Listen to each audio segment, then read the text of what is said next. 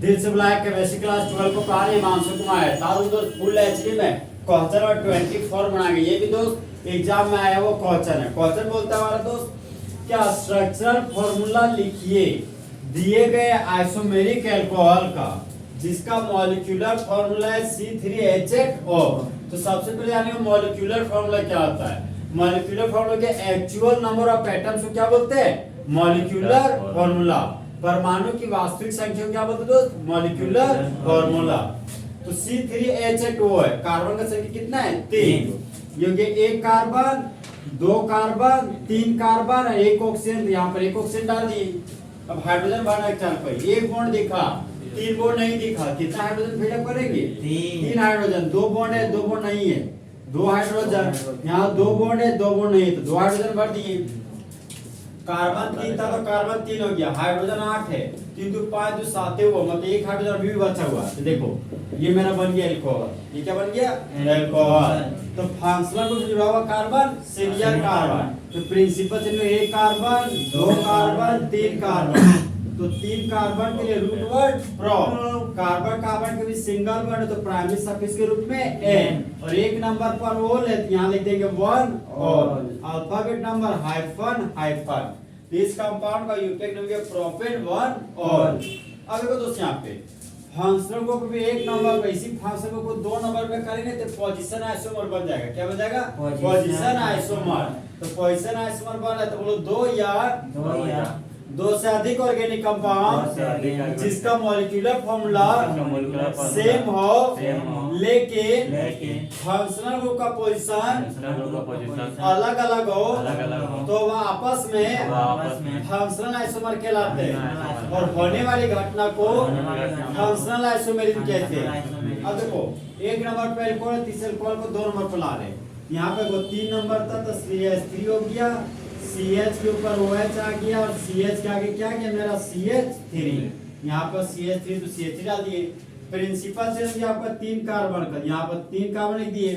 3 carbon के लिए root word हो गया प्रोप, तो यहाँ प्रोप लिख दिए। कार्बन कार्बन के बीच सिंगल बॉन्ड है तो प्राइमरी सफिक्स के रूप में N लिख दिए। यहाँ पे लिख दिए N। अल्कोहल को सेकेंडरी सफिक्स के रूप में क्या लिखते हैं ऑल। क्या लिखते हैं ऑल।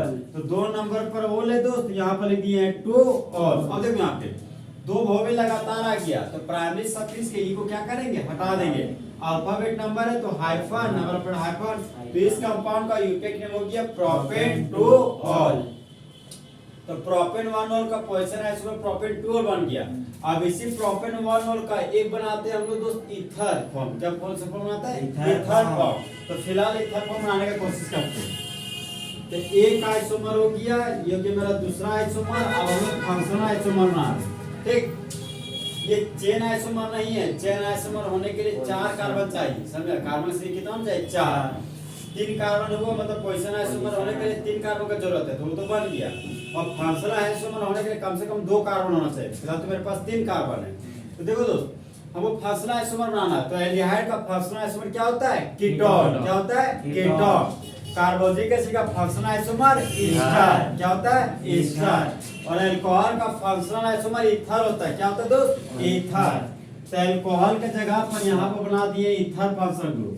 कार्बन का संख्या 3 है तो 1 कार्बन राइट में लीजिए, बचे हुए 2 कार्बन लेफ्ट में ले लीजिए। अब हाइड्रोजन भर दे, 1 बॉन्ड है तो कार्बन मैक्सिमम 4 बॉन्ड बनाता है।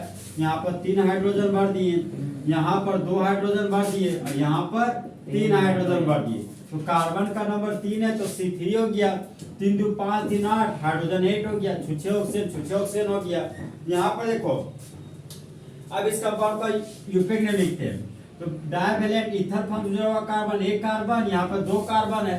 तो ईथर फंक्शनल ग्रुप से जिधर ज्यादा कार्बन का संख्या रहेगा ना उधर ही हम प्रिंसिपल चलेंगे। तो प्रिंसिपल चलोगे मेरा 2 कार्बन का। अब ये चल गया ब्रांच। तो 1 कार्बन के लिए रूट वर्ड मिथ और ऑक्सीजन के लिए ऑक्सी, तो इसको हो गया ना मिथॉक्सी। तो 1 नंबर पर मिथॉक्सी, तो यहाँ पर लिख दिया 1 मिथॉक्सी। 2 कार्बन के लिए रूट वर्ड ए, कार्बन का सिंगल बॉन्ड के लिए एन। नंबर अल्फाबेट है तो हाइफन लगा दिए। तो इस कंपाउंड का यूटेक नेम हो गया 1 मिथॉक्सी एथेन। तो यहाँ पर जो कितना आइसोमर हमको प्राप्त हो रहा है C3H8O का 3 आइसोमर। तो एक है प्रोपेन 1 दूसरा प्रोपेन 2 और एक आपका 1 मिथॉक्सी इथेन। इसका कॉमन है बात कहते हैं इथाइल मिथाइल ईथर। क्या होगा? Ethyl methyl ether.